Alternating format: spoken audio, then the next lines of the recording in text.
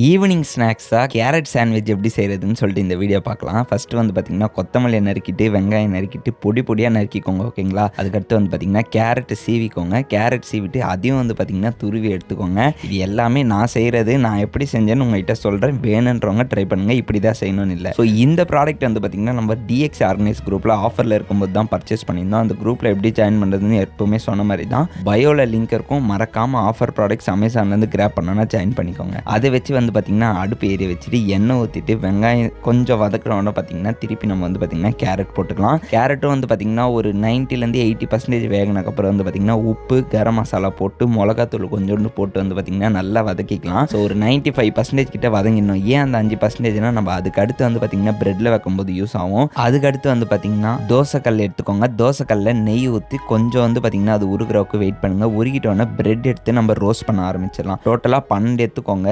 6 bread ஒரு சைடும் இன்னொரு 6 பிரெட் வந்து பார்த்திங்கன்னா இன்னொரு சைடு அந்த மாதிரி வந்து பார்த்திங்கன்னா நம்ம ரோஸ்ட் பண்ணி எடுத்துக்கலாம். எடுத்துட்டதுக்கப்புறம் ஒரு 50% ஆகும்போதே வந்து பார்த்திங்கன்னா திருப்பி அதில் நெய்யை வச்சு திருப்பி அதே மாதிரி ரோஸ்ட் பண்ணிக்கோங்க. அப்போ தான் நம்மளுக்கு வந்து பார்த்திங்கன்னா மொறுன்னு சூப்பராக இருக்கும் சாப்பிட்றதுக்கு. ஓகேங்களா? ஸோ இந்த மாதிரி ரெடி பண்ணிட்டோன்னே 2 செட்டு ரெடி பண்ணியிருப்பீங்க இல்லையா? அதில் வந்து பார்த்திங்கன்னா ஒரு பிரெட் எடுத்து அதில் வந்து பார்த்திங்கன்னா அந்த நம்ம செஞ்ச சாண்ட்விச் இருக்கு இல்லையா, கேரட் சாண்ட்விச், அது வந்து போட்டுக்கோங்க. இன்னொரு ரோஸ்ட் பண்ணிங்களே அதை எடுத்து அதுக்கு மேலே வச்சுட்டு திருப்பி நெய் ஊற்றி ஒரு 2 நிமிஷம் வச்சுக்கோங்க. ஃப்ளோ வந்து பார்த்திங்கன்னா கம்மியாக வச்சிங்கன்னா தான் நல்லா மொறுன்னு வரும், இல்லை தீஞ்சு போயிடும். ஸோ அது மைண்டில் வச்சுட்டு இதை பண்ணுங்கள். அதுக்கு அடுத்து எடுத்து சர்வ் பண்ணிங்கன்னா டேஸ்ட் அப்படி இருக்குங்க. வீட்டிலே வந்து பார்த்திங்கன்னா சூப்பராக செய்யலாம். ஸோ மறக்காமல் இந்த மாதிரி டிஷ்ஷஸ்லாம் செஞ்சு வீட்டிலே சாப்பிடுங்க. வெளியில் வாங்கிறத அவாய்ட் பண்ணிக்கோங்க. உங்கள் பேச்சுலர் ஃப்ரெண்ட் யாராக இருந்தானா அவனுக்கு இந்த வீடியோ ஷேர் பண்ணிட்டு மறக்காமல் சப்ஸ்கிரைப் பண்ணிக்கோங்க. டாடா பாய்.